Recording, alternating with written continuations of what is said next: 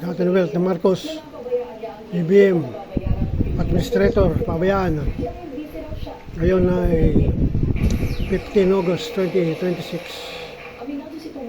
Saturday, tanong na agenda. Gaten Wealth, pabayaan ng monthly estate tax ng pamilya. 203 billion pesos unpaid tax, estate tax. Si former First Lady Imelda Marcos mula 23 billion pesos in 1997 reformer sa 203 billion Nako, pesos 203 billion. as Nako. confirmed by the Bureau of Internal Revenue As of 2022. pamilya dahil sa compounded interest. We know more about this than I do, and I have to admit that I have neglected some of my duties as co-executive because I've been very busy. Nako, very busy daw The things that a as president president. Bukod sa wala raw masyadong alam sa kaso ang Pangulo sa pagitan ng presidential duties at ng usapin sa estate tax liabilities ng Marcos family. Wala raw Gaten Wealth. Ito ang kanyang priority dahil usapin pang pamilya naman ito.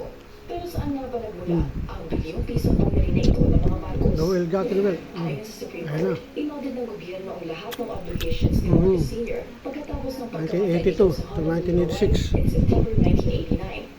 By 1991, lumabas daw sa investigasyon na lumabag sa National Internal Revenue Code ang pamilya dahil bigo itong makapagbigay ng burden notice of death ng dating Pangulo at magbayad ng income tax returns para sa mga taong 1982 to 1986. 6. Dahil dyan, nag-issue ng deficiency Deficiency. tax assessment Nako, sa ayun na. BIR para sa mag-asawang Marcos Sr. and Imelda Marcos. Marcos. Pati na rin kay BBBM para sa income taxes niya from years 1982 to 1985. By 1993, nag-file si PBBM ng petitions for certiorari Nako. and prohibition sa korte. Pero Tertiary. ayon sa High Court, hindi nila pwedeng tanggapin ang argumento na walang due process na naibigay sa petitioner ang Pangulo dahil disregarded naman daw ng kampo nito ang chansang mag-object sa gobyerno. Mahalaga daw ang tax collection bilang lifeblood ng pamahalaan ayon sa SC at sa pag-uphold nila sa desisyon ng Tax. korte. Lifeblood ng bansa, ang tax.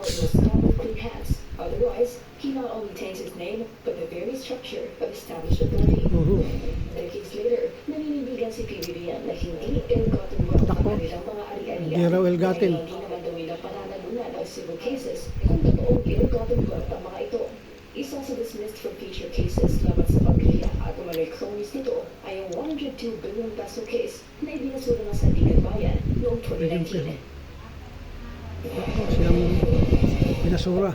walang patay sa magnitude 7.7 Sa Indonesia. Ayon sa mga otoridad, Mindol sa Indonesia. sa bayan ng Longmere.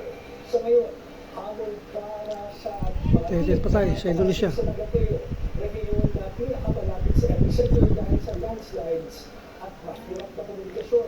Patuloy pa ang search and rescue operations.